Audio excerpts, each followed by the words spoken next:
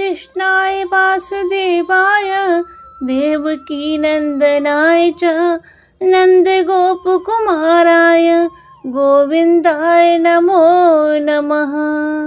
आप सभी को मेरा प्रणाम।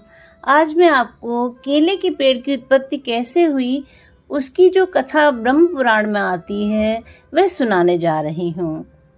केले के पेड़ के उत्पन्न होने की कहानी बहुत ही रोचक है, जो कि ऋषि दुर्वासा के क्रोध से जुड़ी हुई है। ऋषि दुर्वासा के क्रोध का परिणाम है केले का पेड़। ऋषि पत्नी कंदली के भस्म होने से उत्पन्न हुआ केला। पूजा व्रत विधान में केले का फल, प्रसाद में केले के पत्ते पूजा स्थल को सजाने में, और केले का पौधा किसी भी स्थान को पूजा स्थल की मान्यता देने के लिए बहुत ही महत्वपूर्ण माना जाता है। आरोग्य की नजर में भी संपूर्ण आहार वाला फल केला है। आध्यात्म की नजर में भी बहुत पवित्र और पूजनीय है। इसके चौड़े पत्तों में श्री हरि का वास माना जाता है, तो जड़ों में महादेव का, जिसे मूल शंकर कहते हैं। इसका जन्म कैसे हुआ ये मैं आज आपको सुनाने जा रही हूँ। एक कथा के अनुसार महर्षि अत्रि और अनुसुईया के पुत्र दुर्वासा बहुत ही क्रोधी स्वभाव के थे, लेकिन उनके अंदर ऋषि संस्कार बचपन से ही प्रबल थे और वह 5 वर्ष की अवस्था आते आते ध्यान साधना में लीन रहते थे।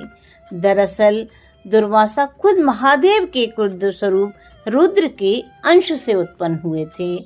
क्रोध ही उनके स्वभाव का मूल था और वे तमाम ज्ञान को पाने के बाद भी इसे नहीं त्याग सके थे। बड़े होते होते जब माता पिता ने देखा कि बालक के अंदर वैराग्य अधिक उत्पन्न हो रहा है और वह समाज की व्यवहारिकता को नहीं समझ रहा है, तब उन्होंने उनका विवाह ऋषि अम्बरीश की कन्या से करा दिया।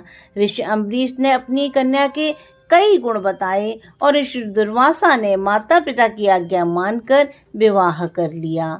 ऋषि अम्बरीश दुर्वासा की क्रोधाग्नि को जानते थे, इसलिए पुत्री के साथ कोई अनिष्ट न हो इसके लिए भी चिंतित थे। उन्होंने ऋषि दुर्वासा से पत्नी से कोई भूल हो जाए तो उसे क्षमा कर दिए जाने की प्रार्थना की। तब ऋषि ने उन्हें वचन दिया कि वे अपनी पत्नी के 100 अपराध क्षमा करते रहेंगे। स्वाभाविक है, गृहस्थ जीवन में कुछ बातें ऊपर नीचे तो होती ही रहती हैं। ऋषि दुर्वासा की पत्नी का नाम था कंदली, जो कि स्वभाव से कर्मठ और बहुत समझदार थी। वह हर एक बात का ख्याल रखती थी, किंतु फिर भी कभी कुछ